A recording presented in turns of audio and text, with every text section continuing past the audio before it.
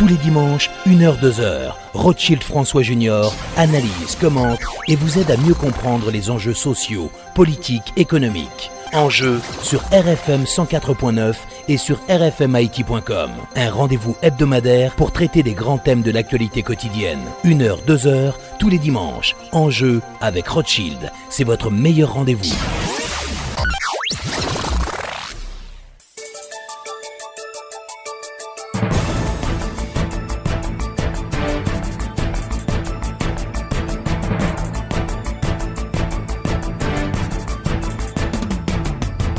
Mesdames et messieurs, bonsoir et bienvenue à l'émission Enjeux qui sera consacrée au dossier brûlant de l'insécurité foncière en Haïti. Notre invitée, la sociologue Michèle Auriol, coordonnatrice du comité interministériel d'aménagement du territoire, le CIAT. Avec Madame Auriol, nous allons effectuer un retour sur l'histoire du foncier depuis la période coloniale à l'indépendance nationale. Notre invitée Michèle Auriol présentera des pistes de solutions au problème de l'insécurité foncière. Elle fera aussi le point sur le projet de sécurisation foncière initié à Campérin dans le sud à partir de techniques modernes de géolocalisation, d'imagerie aérienne, de relevés topographiques et d'enquêtes socio-foncières sur les terrains concernés. Encore une fois, bonsoir et bienvenue à l'émission Enjeux.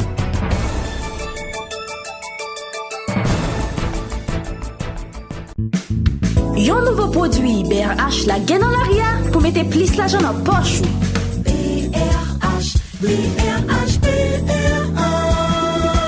C'est yon nouveau produit BRH porté pour nous. Obligation BRH, c'est pour vous.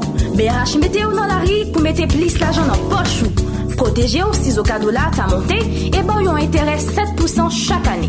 C'est un nouveau produit que nous offre la BRH. BRH, BRH, BRH. Obligation BRH, c'est tant coup papier tête. Yo garanti, yo pas pedi valet. Yo protégé aussi au cas de la ta montée. Mandez yo nan banque Paola, dans coopérative Paola ou bien al nan n'importe institution qui partenaire avec BRH dans programme ça.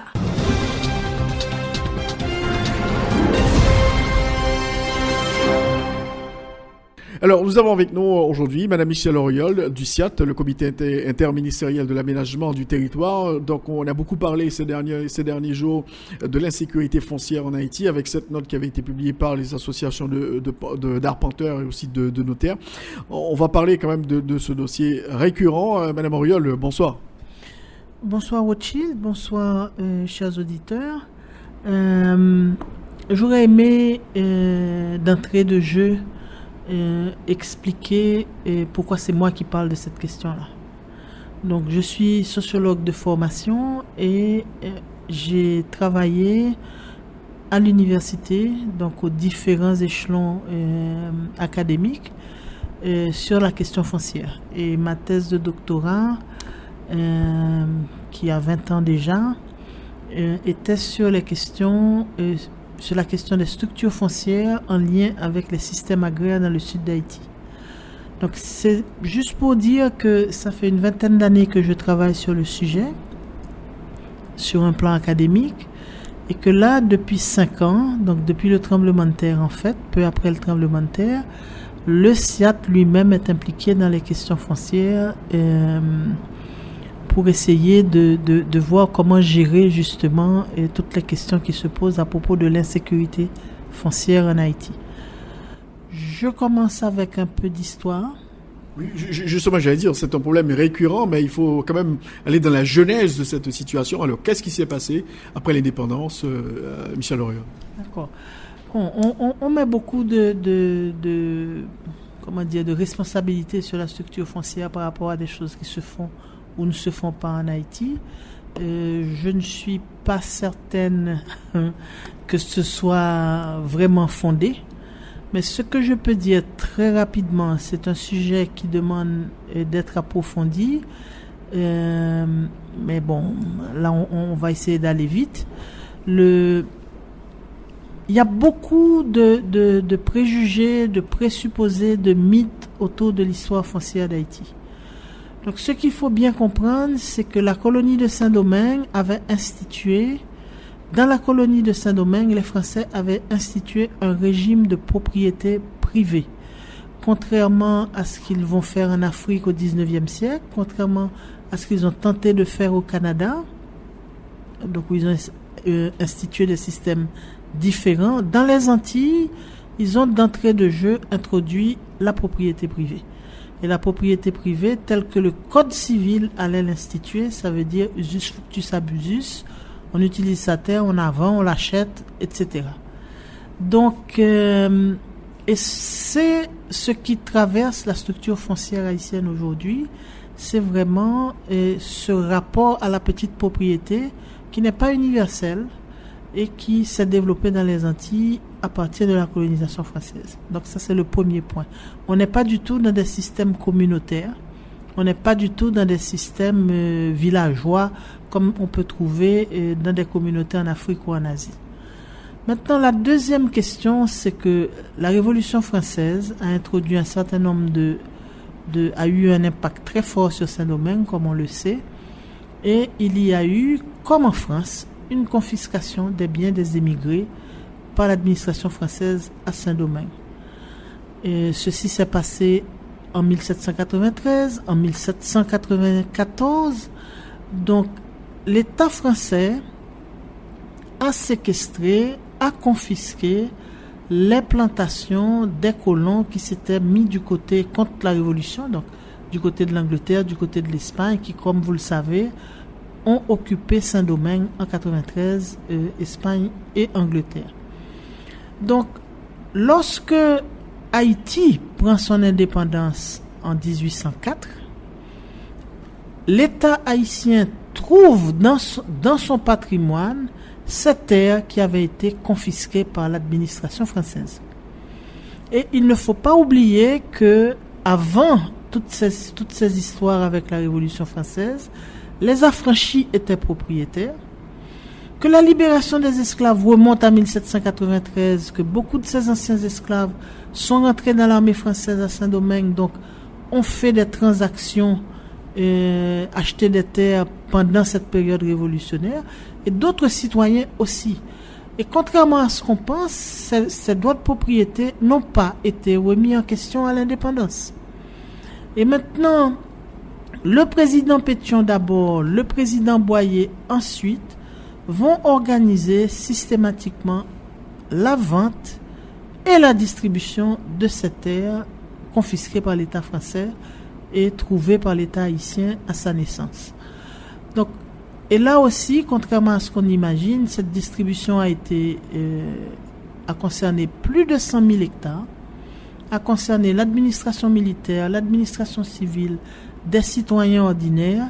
Et ce qu'on peut étudier quand on travaille sur les archives des arpenteurs et des notaires haïtiens, on se rend compte aussi que beaucoup de ces gens qui reçoivent des dons nationaux à cette époque-là les revendent immédiatement parce qu'ils n'ont pas envie de retourner au travail de la terre. Les bénéficiaires n'ont pas envie de retourner au travail de la terre. Donc moi je dirais que tout ça se passe non pas dans une grosse pression foncière telle que beaucoup d'analystes marxistes veulent nous présenter la question, mais au contraire dans un environnement où il y a moins d'un demi-million d'habitants, beaucoup de terres, et il n'y a pas cette guerre agraire dont on nous parle tout le temps.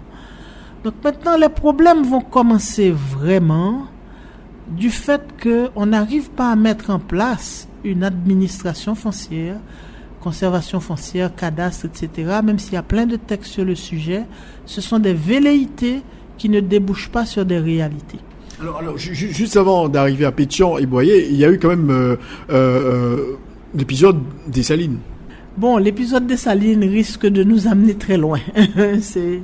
C'est lorsque Dessalines dit que après ce qu'il a fait dans le Sud, si les hommes du Sud ne se révoltent pas, c'est qu'ils ne sont pas des hommes. Il ne parle pas particulièrement du foncier. Il parle du fait qu'il a fait brûler tout le long de son parcours. Parce qu'il y a une mutation de l'économie qui se fait pendant la période révolutionnaire. Donc, on sort de l'économie de plantation. Les plantations sont ravagées par les guerres, les révoltes d'esclaves, etc.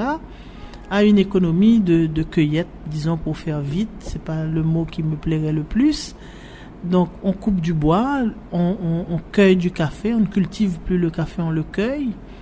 et le sucre a disparu, et il faut avoir conscience de ça. On a mis les blancs dehors. Donc, en mettant les blancs dehors, on met dehors, d'une part, les relais économiques avec les acheteurs européens, mais aussi les techniciens. Parce que on n'expédiait pas la canne, on expédiait le sucre. Donc, ça veut dire que le sucre était transformé ici. Le café, on ne l'expédie pas vert. Le café subit aussi un traitement avant de partir.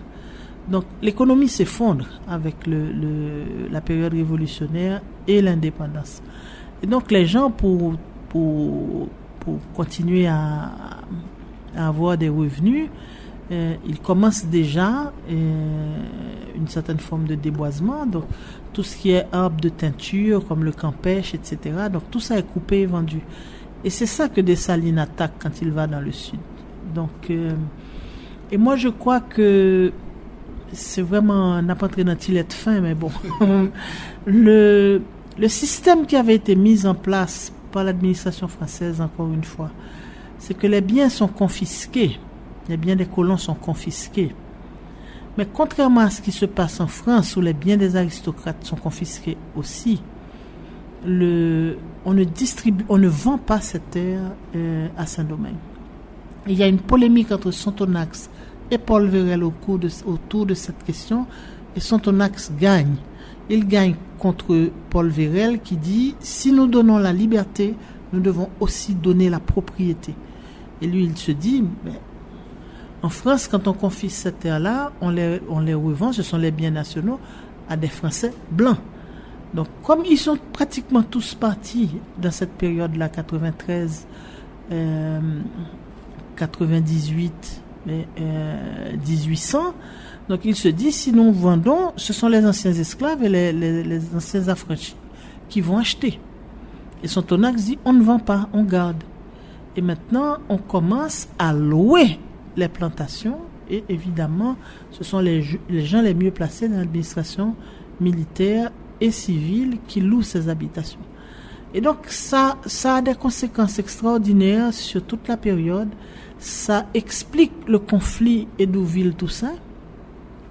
Et tous ces généraux, quelqu'un comme Dessalines avait une trentaine d'habitations à fermer.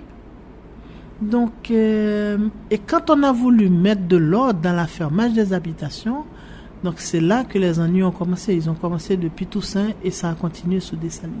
Donc, pour faire court, Dessalines, ce n'est pas directement la question foncière qui, de mon point de vue, à partir des documents qui existent aujourd'hui, qu'on peut lire, qu'on peut consulter, à partir des analyses qui ont été faites, moi je suis catégorique, je suis persuadé que ce n'est pas la question foncière qui a entraîné l'assassinat de Dessalines. Il y a d'autres explications. Parce que tout ce qu'on raconte... C'est ce qu'on a étudié à l'école, mais le livre de Dorsainville, il date de 1913. Donc, il y a un petit effort à faire pour lire les choses qui ont été écrites entre-temps. Donc, pour revenir, on a ce 19e siècle qui, pour moi, se passe plutôt tranquille. Et maintenant, on voit émerger les problèmes d'où? Il y a un certain nombre de problèmes qui naissent de l'indivision. Ça veut dire que les terres ne sont pas formellement partagées. Sur une première génération, c'est pas grave. Sur une deuxième, ça se complique. Sur une troisième, ça peut aller à l'affrontement. Donc, beaucoup des conflits que l'on retrouve sur le terrain et en ville naissent de cette question d'indivision. Maintenant, c'est pas encore un problème extrêmement grave. Là où on voit naître des gros problèmes avec des implications de sécurité publique, c'est dans l'Artibonite. Et pourquoi? Parce que la terre prend de la valeur. Quand on crée le système d'irrigation dans la vallée de l'Artibonite, des terres qui étaient en bayaonde deviennent des terres rizicoles. Donc la plus-value foncière est extraordinaire. Et là, on voit naître des convoitises, des faux, des batailles rangées autour de la propriété de la terre. Et on n'entend presque plus parler de ça maintenant parce que entre-temps, le système d'irrigation s'est détérioré. Il y a de moins en moins de riz dans l'Artibonite vu la compétition avec le riz importé. Donc les conflits se sont calmés de ce côté-là. Et on voit émerger une autre série de conflits, mais autour dans les zones en urbanisation. Ça veut dire que dans la Tibonite, la terre avait pris de la valeur par rapport à l'irrigation. Maintenant, dans la région métropolitaine, la terre prend énormément de valeur par rapport à l'urbanisation. Donc, on est dans une dynamique différente. Aujourd'hui, c'est Tabac, c'est Croix des Bouquets, c'est Kinskov, c'est Carrefour, dans une moindre mesure. Ça veut dire toutes ces zones où la terre prend énormément de valeur du fait de l'expansion de la ville. Donc, c'est la région métropolitaine qui est devenue le point le plus sensible à ces questions Bon, maintenant, le problème n'est pas nécessairement ou même pas du tout une question de faux titres, etc. La vraie question, c'est l'implication des institutions supposées garantir la sécurité foncière. Je parle notamment des parquets, je parle notamment des tribunaux, je parle d'une catégorie de notaires et d'arpenteurs qui, dans ces communes concernées par la pression de l'urbanisation, montent des opérations où ils sont soutenus, où elles sont soutenues par une partie de la police nationale. Donc c'est une question de sécurité publique plutôt que c'est comme un type qui sort de la banque et qui se fait braquer. Donc là, on est en présence de comment dit-on ça, d'associations de malfaiteurs qui,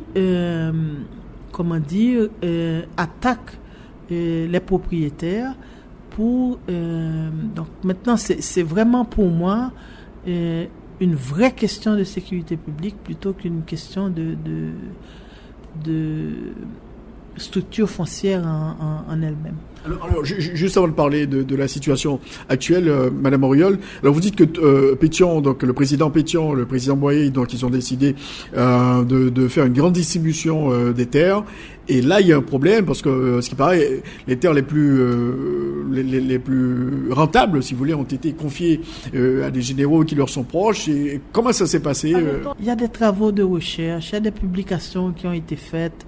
Donc, sortons de ces idées, je dirais, toutes faites. Moi, j'ai travaillé sur les archives d'un arpenteur de Campérin qui a travaillé au 19e siècle jusque dans une partie du 20e siècle. Et on voit toutes ces transactions, ces dons nationaux, etc. Bon, c'est 5 carreaux, 7 carreaux, 11 carreaux qui sont donnés à un ancien sergent, à un ancien soldat, à une veuve, Donc, c'est de ça qu'il s'agit. Les grandes propriétés ont été mises en vente. D'accord? On a retrouvé les textes, particulièrement autour des grandes villes, ça c'est clair. Mais pour le reste, vraiment, ça a été le tout venant. Donc, et Boyer a arrêté. Et Boyer a fait pareil lorsque, à la mort de Christophe, on a refait exactement la même opération dans la partie du pays contrôlée par Christophe. Mais il s'agit vraiment de très petites parcelles. Donc les grandes parcelles, les grandes habitations ont été vendues en entier à un certain moment autour des grandes villes. Et pour le reste, ça a été vraiment des petites parcelles. Donc, et comme je disais tout à l'heure, reconvertir un soldat de l'indépendance en ouvrier agricole ou en travailleur agricole, c'était pas facile. Et on voit ces anciens soldats revendre quasiment dans la même année ces terres qui leur sont données par l'administration haïtienne. C'est-à-dire, c'est pas un choix clair qui a été fait par Pétion et Boyer pour confier les terres les plus rentables, si vous voulez, à des généraux. Il n'y avait rien de rentable à l'époque. Et un autre phénomène que moi je prends l'un des cas que j'ai étudié dans ma thèse. Ok, c'est une propriété qui s'appelle les Perches, qui se situe dans les piémonts de Campérin, qui appartient à 3 cohéritiers, une femme et ses 2 frères. D'accord?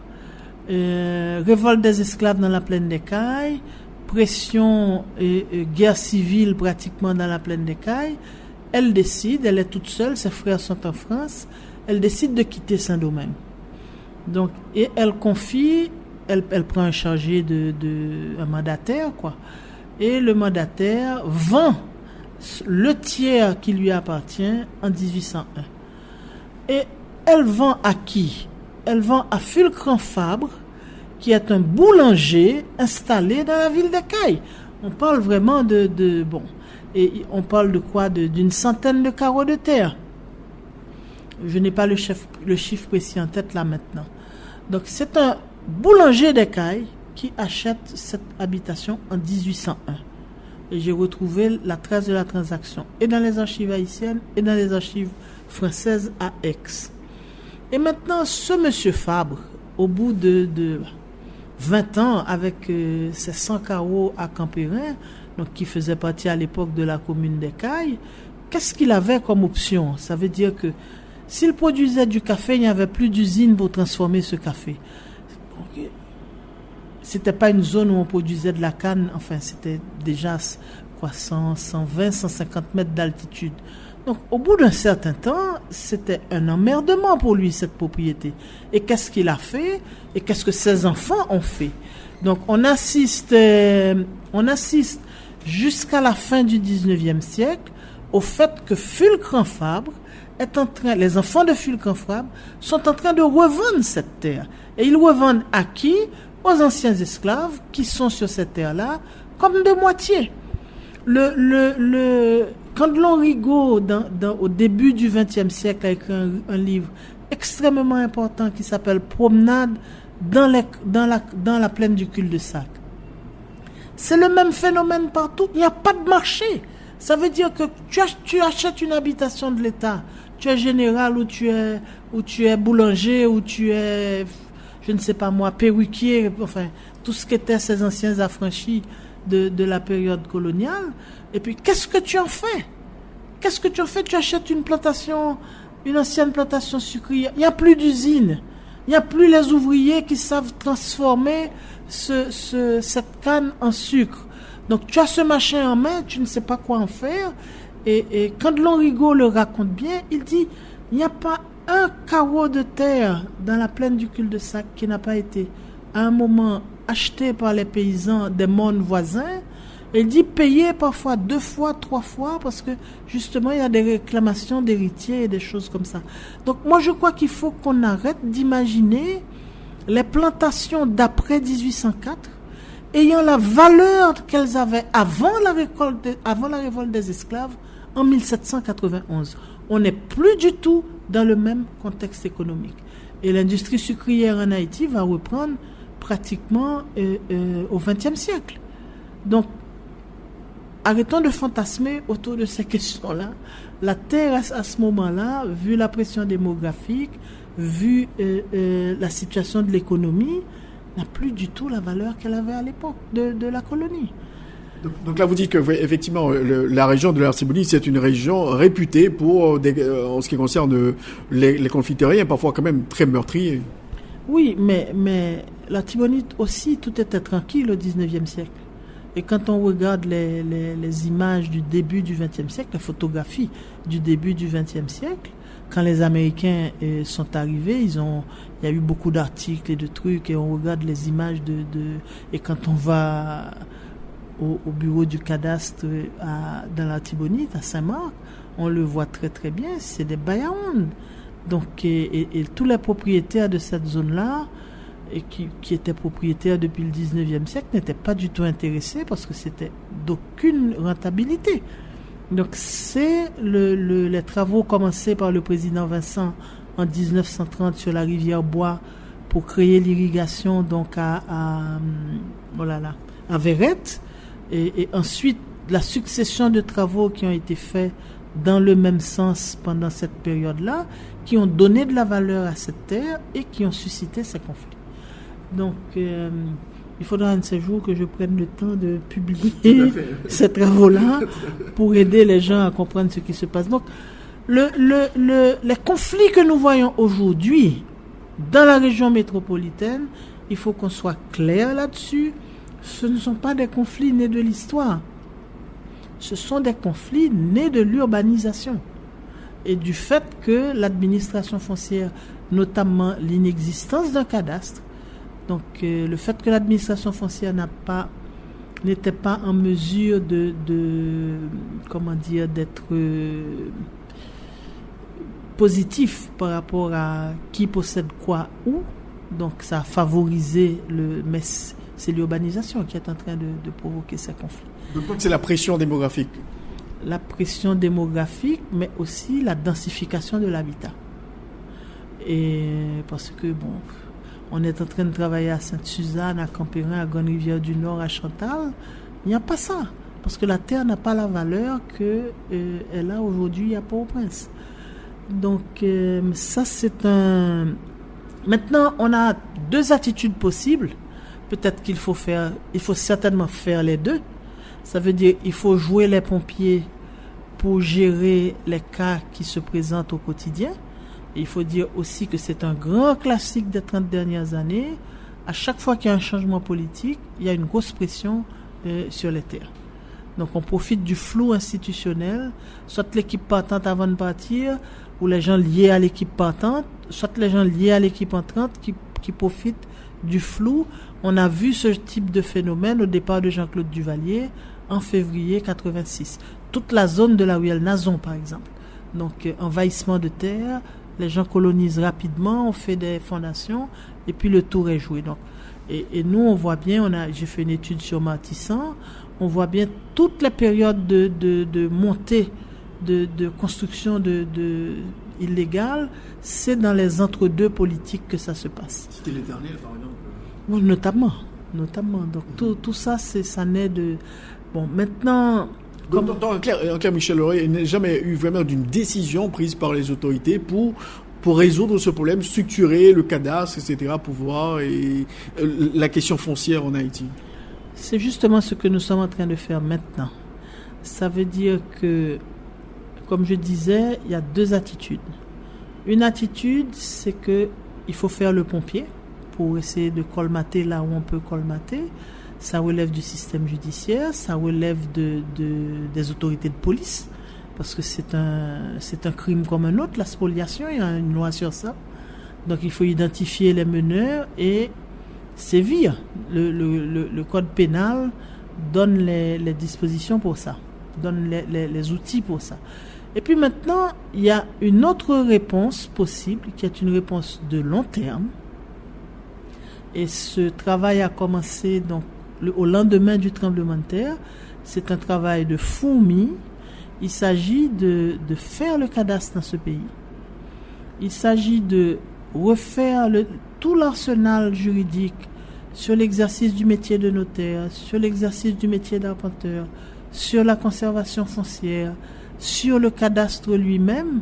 Et là, nous venons de passer pratiquement 3 ans à voir comment, techniquement, il était possible de faire le cadastre en Haïti. On a terminé avec une commune pilote. On a fait plusieurs zones pilotes dans la région métropolitaine. Et aujourd'hui, on est en mesure de dire, voilà, techniquement, il faut faire 1, 2, 3, 4, 5. Voilà où se trouvent les failles sur le plan légal. Voilà où se trouvent les possibilités techniques aujourd'hui, puisqu'on a des images bien plus précises qu'on n'en a jamais eues sur le territoire haïtien, quelque part grâce au tremblement de terre. Donc, mettons les bases en place. On va pouvoir colmater quelques brèches avec le système judiciaire et la police. Donc, ça, c'est un travail de criminalité, je dirais, à gérer en tant que tel. Et puis maintenant, les questions foncières de fond, commençons à avancer sur ces questions-là. Et nous, c'est ça qu'on fait ici au SIAD depuis 4 ans. Donc là, tu vois cette vieille carte. Le dernier cadastre d'Haïti remonte à 1784. Il a été fait par l'arpenteur du roi Filippo, donc qui a fait la même carte sur toutes les grandes plaines d'Haïti. Ici, c'est la carte de la plaine des Cailles. Donc, c'est le même tracé des habitations, c'est le même tracé des chemins, c'est la même toponymie qu'avant l'indépendance. Donc, et nous, on avance progressivement. Il faut comprendre que c'est un gros boulot. On prend notre commune pilote, elle fait 17 000 hectares, mais ça fait 22 000 parcelles. Donc, il faut parcelle par parcelle faire les relevés, identifier les droits, cartographier. Donc, c'est pas une réponse d'urgence, c'est une réponse de long terme, c'est une réponse institutionnelle. Il faut prendre le temps de le faire, former les jeunes. On a une pépinière de jeunes ici qui sortent de la faculté des sciences, qui sortent de la faculté de droit, qui ont appris à gérer, à aller au-devant des gens, ne pas s'asseoir dans un bureau et dire qu'on fait le cadastre, mais qui sont sur le terrain, qui rencontrent les gens, qui font les mesures, qui scannent les titres de propriété. On fait des réunions de validation avec les populations, habitation par habitation. Et là, on va passer à l'étape où toutes les réformes institutionnelles, nous comptons sur les parlementaires pour faire passer les 4 premiers textes de loi qui vont permettre à ce moment-là de mettre de l'argent pour faire les réformes institutionnelles au niveau de l'ONACA, au niveau de la DGI, pour permettre qu'il y ait une autre gestion du foncier. Donc vous mettez à profit les nouvelles technologies? Ah oui, on est très nouvelle technologie ici. On est en train de terminer la mise en place de 16 antennes. C'est ce qu'on appelle un réseau GNSS. Ce sont des antennes relais pour le signal GPS. Ça veut dire que d'ici le mois de juin de cette année, il y en a 4 qui sont déjà en service. Il y en a 4 qui vont entrer en service d'ici 1 ou 2 semaines. Et l'ensemble des 16 antennes sera opérationnel au mois de juin. Donc, les arpenteurs, les géomètres, ils pourront bénéficier d'un signal GPS de très bonne qualité. Et c'est ce que nous utilisons pour faire le cadastre dans nos zones pilotes actuellement. La zone pilote, c'est Campérin. Campérin est la première commune pilote. On a aussi fait en pilote une section de Chantal. On a une équipe déployée actuellement sur la commune de Sainte-Suzanne. Donc ce sera Sainte-Suzanne, Grande-Rivière du Nord et Baon dans le Nord. Donc les équipes sont déjà sur le terrain. On est en train de finaliser Campérin. Et le but est double. Ça veut dire d'une part le cadastre est fait. Il est fait avec la collaboration des arpenteurs commissionnés pour les communes en question qui reçoivent la formation, qui reçoivent des GPS, qui reçoivent les équipements nécessaires pour moderniser leur travail. Et une fois que tout ça est maîtrisé, donc les cartes cadastrales sont produites, il y a une opération de titrement. Donc tous les gens, tout ce qui a été démontré, tous les droits bien établis, les arpenteurs sont subventionnés pour remettre aux gens un procès verbal d'arpentage. Donc vous allez sur le terrain, vous parlez aux propriétaires, ils vous donnent des titres, vous les scannez, un travail de scannerisation qui est fait, et les arpenteurs, tout le monde est d'accord, les notaires, et là, personne ne peut dire après, voilà, donc vous allez voler mon terrain, etc. Non, mais quand on a terminé le travail de cartographie, nous faisons une étape qui est essentielle, qui est une étape qu'on appelle la validation communautaire.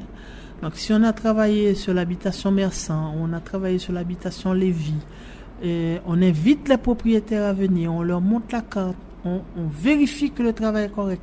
Et il y a toujours des corrections à faire. Ah non, il y a une erreur, ça c'est pas les héritiers Intel, c'est X ou c'est Z.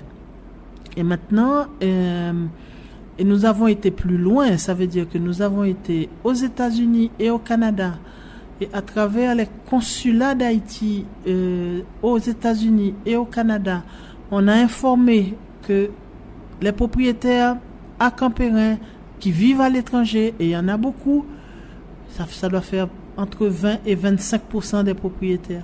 Voilà l'opération qui est en cours, c'est affiché dans les consulats. On est en train de faire le cadastre à Campérin, on est en train de faire le cadastre. Scannez vos titres de propriété, envoyez-les nous par mail. Donc nous, on peut les prendre en compte dans l'analyse de ce qu'on fait. Parce que ça, c'est une autre dimension de l'insécurité qui est une dimension importante. Quand on a fait cette tournée en Amérique du Nord, on est passé dans les radios communautaires. Les gens nous appelaient dans ces radios-là.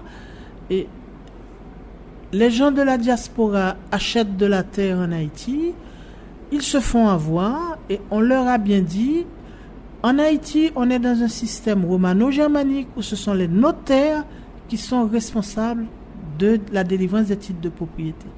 Eux, par contagion, ils se pensent dans un système américain où ce sont les avocats qui s'en occupent et ils s'adressent à la mauvaise personne quand ils rentrent en Haïti. Ça, c'est le premier point. Donc, on leur a bien dit, faites attention, quand vous achetez de la terre en Haïti, il faut voir un notaire, il ne faut pas voir un avocat. Nous ne sommes pas dans un système de droit anglo-saxon. Et le deuxième point, c'est l'absence. Quand vous achetez une terre ou que vous construisez une maison et que cet espace reste libre ou que vous le confiez à un gérant ou à un garçon de cour, là, le bien est sujet à toutes les agressions possibles. Donc, vous construisez une maison, louez la maison. Ne la laissez pas vide. Donc, on avait donné une série de recommandations à ces gens de la diaspora qui ont un rêve de retour en Haïti ou d'un pied-à-terre en Haïti. Il y a des précautions à prendre par rapport au fait que, en termes de sécurité publique, on le sait bien, c'est valable pour la propriété, comme c'est valable pour le type qui va à la banque. Il y a des agressions possibles et il y a des... Alors, pour le travail que vous avez réalisé au niveau de Cap-Périn, au niveau de Sainte-Suzanne, donc quand vous aurez terminé, finalisé tout ça, donc personne ne peut dire demain matin, voilà, on a volé mon terrain, etc. C'est verrouillé. Mais il faut le dire, et je pense que c'est important de le dire, dans une commune comme Cap-Périn ou dans une commune comme Sainte-Suzanne, il n'y a pas 1% des parcelles qui font l'objet d'un conflit. Nous avons terminé le travail ici à Baillargeau, à bas peu de choses. Mais c'est la même situation. Ça veut dire qu'il y a très très peu de conflits. Ce sont des zones, c'est pas là que les gens ont envie d'habiter. Ils ont envie d'habiter à Fermat, ils ont envie d'une maison en plaine. C'est là que la pression foncière s'exerce et c'est là qu'on trouve les conflits. Donc des zones comme Port-au-Prince historique, il n'y a pas ce genre de situation de flou parce que les gens se connaissent, les gens sont... Et quand on fait la généalogie foncière de ces parcelles-là, on retrouve sans problème les vrais ayants droit à partir de l'analyse. Donc les solutions existent, elles demandent du temps et elles demandent de la détermination. Et comment dire, les gens veulent toujours aller très vite.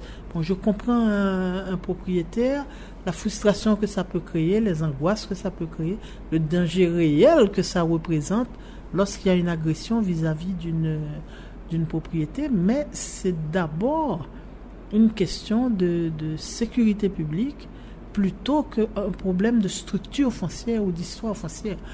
Alors, pour cette opération que vous avez menée à Sainte-Suzanne, à Cap-Périn, combien de temps ça pourrait prendre pour étendre ce travail sur l'ensemble du territoire national, Michel Auriol? Ça dépend du nombre d'équipes que vous mettez sur le terrain. Ça dépend. Nous pensons qu'on peut cadastrer et vérifier. Maintenant, ça a pris un peu plus de temps pour faire le pilote, mais nous pensons que 150 km², c'est quelque chose qui peut se faire facilement en un an. Mais maintenant, si vous voulez faire 10 communes en même temps, il faut faire 10 équipes. Donc, et là, nous entrons dans une phase où nous, on encourage les bureaux d'études, on encourage les arpenteurs, on encourage tous ces professionnels concernés à rentrer dans la méthodologie qui a été mise au point. À ce moment-là, on met 20 équipes à faire 20 communes par an. Il y en a 150, donc voilà. Combien d'argent ça pourrait coûter? Est-ce que ça coûte énormément de faire ce travail, Michel Auriol? Ça coûte une commune avec 150 km². Je pense qu'il faut prévoir 2,5-3 millions de dollars. Américain. Il y en a d'autres? Oui, il y a les Canadiens. Oui. Donc c'est jouable pour un État. Moi je pense que la sécurité foncière dont on a besoin et qui facilite les investissements de long terme, y compris planter un arbre quelque part, c'est le prix à payer pour entrer dans une nouvelle dynamique économique. Alors, maintenant, il y a de graves problèmes, des conflits terriens un peu partout. Quoi faire? Pas un peu partout. Bon, en tout cas, dans la région métropolitaine. Elle est claire.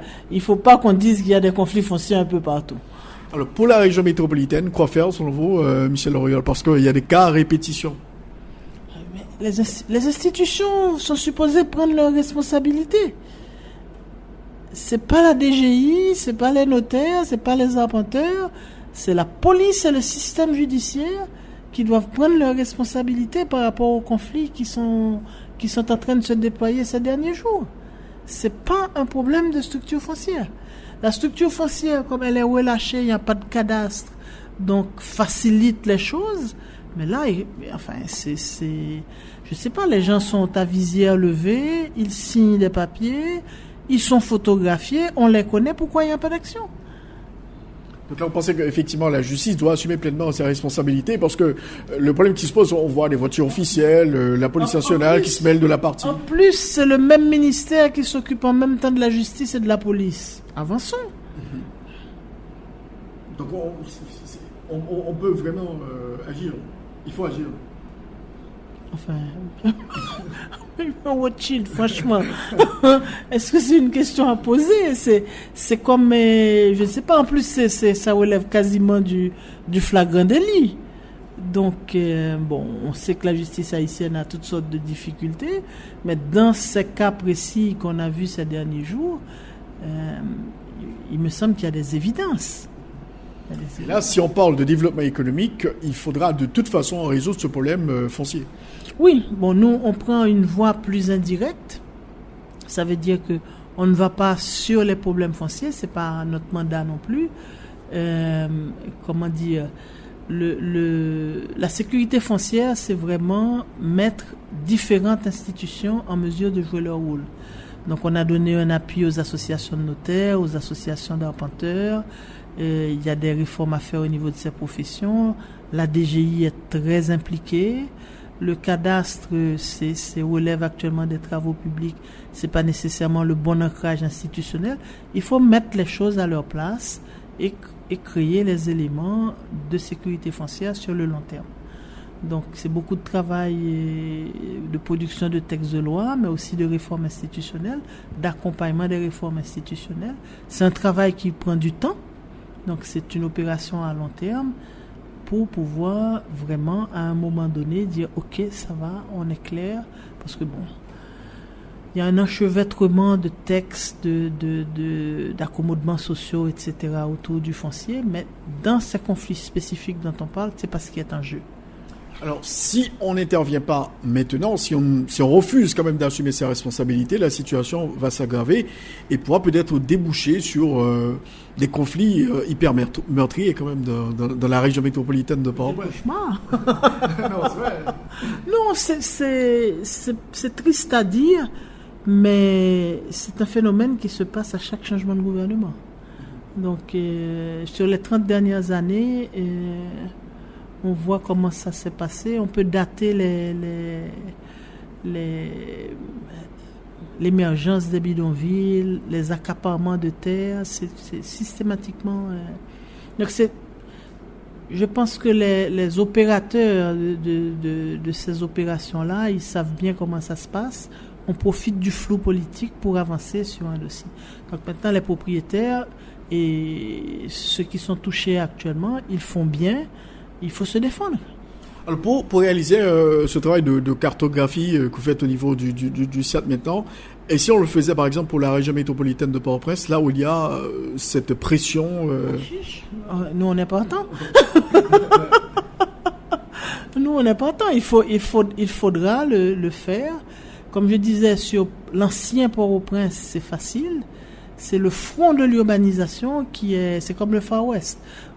Plus on avance avec l'urbanisation, plus on arrive dans des territoires qui étaient gérés, je dirais, de façon traditionnelle, donc de façon paisible. Et maintenant, il y a une brusque plus-value foncière. Donc, ça attire tous les appétits et c'est la débandade. Alors, pour la région métropolitaine, ça pourrait coûter davantage.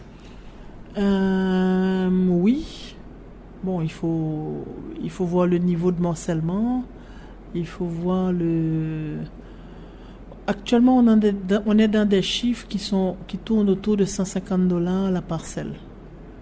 Donc, il faut voir le niveau de morcellement dans chaque zone et comment on peut avancer. Mais c'est faisable. Il n'y a rien d'impossible. Et comment dire, c'est une approche plus indirecte des problèmes, mais à long terme, on est sûr de ne pas... Parce que tous ces conflits-là dont on parle, à chaque fois qu'il y a une réaction, ça se calme et ça repart. Donc là, il faut proposer une solution de long terme. Alors après ce travail, il faut quand même une loi au niveau du Parlement pour valider ce travail que vous avez réalisé. Il y a déjà 4 lois au niveau du Parlement qui sont inscrites donc, dans le programme de travail de cette année. Et nous, on va fournir les explications, enfin faire le travail pédagogique, le travail de plaidoyer avec les parlementaires. Donc ça permet déjà de régler un certain nombre de problèmes. Et nous pensons que dans les 4-5 prochaines années, il y a au moins 5 ou 6 textes complémentaires qu'il faudra faire. Si on fait une comparaison, par exemple, avec la République dominicaine, comment ils ont pu gérer tout ça? Est-ce que ce problème est résolu en République dominicaine? Vous avez une idée, Michel Auriol? Bon, nous avions fait un voyage d'études en République dominicaine. Le cadastre existe en République dominicaine. Il a été actualisé, je pense, au cours des 4-5 dernières années, mais le cadastre existe. Il n'y a pas le niveau de morcellement qu'il y a en Haïti. On n'est pas dans les mêmes densités de population. Et quand même, du point de vue sécuritaire, la République dominicaine n'est pas dans la situation d'Haïti. Donc, ce type de problème-là ne se pose pas du tout. Mais nous avons visité leur cadastre. On a vraiment suivi tout le fil du travail de cadastre qu'ils font en République dominicaine. D'ailleurs, le cadastre relève du système judiciaire et pas de l'exécutif chez eux. Donc, des cartes précises, une grosse équipe, mais vraiment une grosse équipe au niveau de leur cadastre à eux. Merci beaucoup, Madame Michel Auriol, d'avoir été l'un des invités à notre émission aujourd'hui pour parler de ce problème récurrent, la question foncière en Haïti. Merci beaucoup. Merci, Rothschild. Je pense que c'est nécessaire d'apporter un éclairage et ne pas tout rejeter sur l'histoire, mais comprendre les dynamiques sociales en cours maintenant et les dynamiques politiques en cours maintenant. Et c'est un problème de maintenant qu'il faut résoudre avec les moyens de maintenant et à 2 niveaux. Donc l'urgence pour les propriétaires qui sont agressés et le long terme pour clarifier vraiment les droits et localiser de façon certaine les propriétés. Merci. C'est donc la fin de l'émission Enjeu, axée aujourd'hui sur la question de l'insécurité foncière en Haïti. Donc un thème débattu avec Madame Michel Auriol, sociologue, coordonnatrice du CIAT, le comité interministériel d'aménagement du territoire. La reprise de cette émission est à 9h sur RFM 104.9, rfmhaiti.com et aussi sur TuneIn Radio. Bon dimanche à tous et à toutes. Au revoir. Tous les dimanches, 1h-2h, Rothschild François Junior analyse, commente et vous aide à mieux comprendre les enjeux sociaux, politiques, économiques. Enjeux sur RFM 104.9 et sur rfmhaiti.com. Un rendez-vous hebdomadaire pour traiter des grands thèmes de l'actualité quotidienne. 1h-2h, tous les dimanches. Enjeux avec Rothschild. C'est votre meilleur rendez-vous.